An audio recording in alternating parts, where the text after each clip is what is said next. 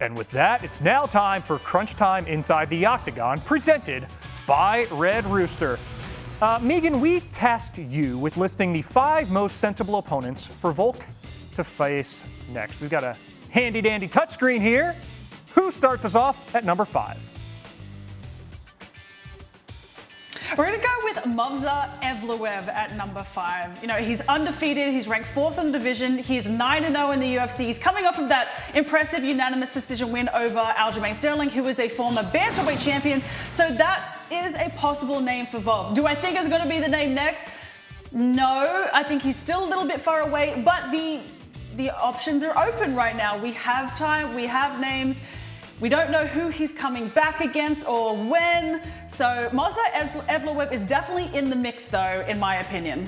Yeah, when you got a dude who's 19-0, 9-0 in the UFC, and then the 36-year-old former champion, that matchmaking would not be favorable for Alex if this monster were the next in line. Megan, who is next in line at your list, number 4? We're going to go with Diego Lopes. Big fan of his.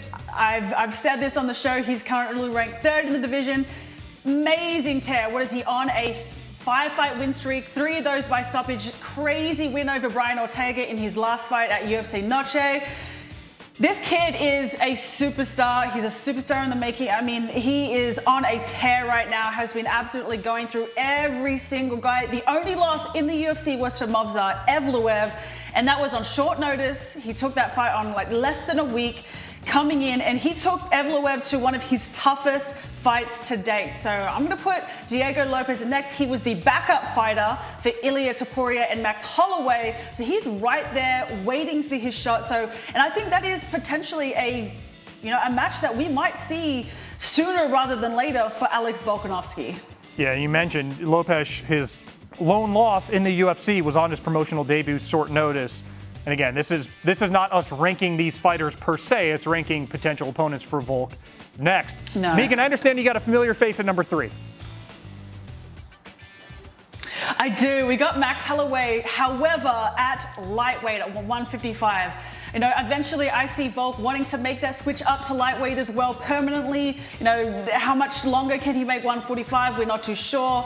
The toll it takes on the body. We know Max has already made that decision after his last fight. Look at what Max has done in the lightweight division. That crazy knockout of Justin Gaethje at UFC 300, one of the best KOs we'll probably ever see. So I'd be excited to see a 4th fight between the two at 155 pounds.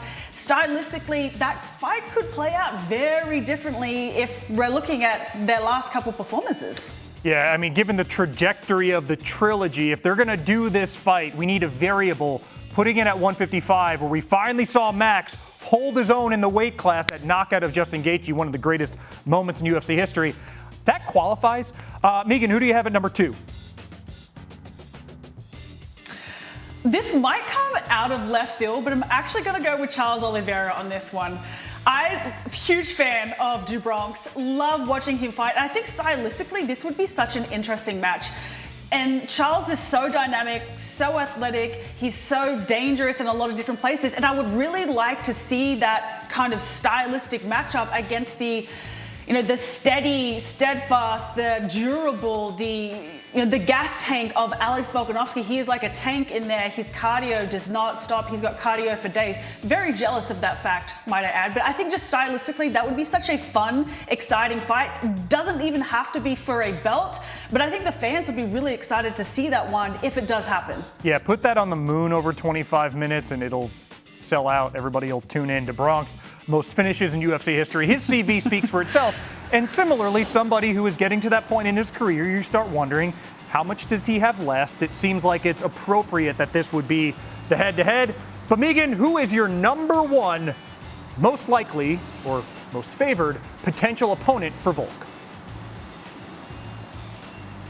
Well, it's got to be Ilia Topuria, right? And I've been saying this for, over a year now, since he lost to Ilia at UFC 298 in Anaheim. I was there. It was a sad moment for all Australians. However, Alex deserves this rematch. He has been a company man for how long. He's taken the short notice fights. He's fought, he's defended his belt more times than most of the current champions have in his tenure as a champion. I think he deserves that fight. However, there's been a lot of question about Ilya not wanting to fight at 145 anymore. You know, he's wanting to fight Islam Makhachev at 155. However, if that is the case and he does want to go up to 155, I believe that he should vacate his belt. I don't think he's done enough to keep it and do a champ fight. I believe he vacates the belt. And if anyone is going to fight Volk for that vacant championship, because Volk should be fighting for the championship next, I believe that it should be Diego Lopes if that scenario happens to eventuate. Well, Megan, this is your list. Number one, potential opponent for Volk, an immediate rematch. You got a couple lightweights in there, very familiar opponent against whom Alex is 3-0 and Max Holloway, and then some young, hungry lions climbing that mountain at featherweight. Screenshot this, and then, when Megan nails it, feel free to let her know that on social media. That's how social media works, all positivity.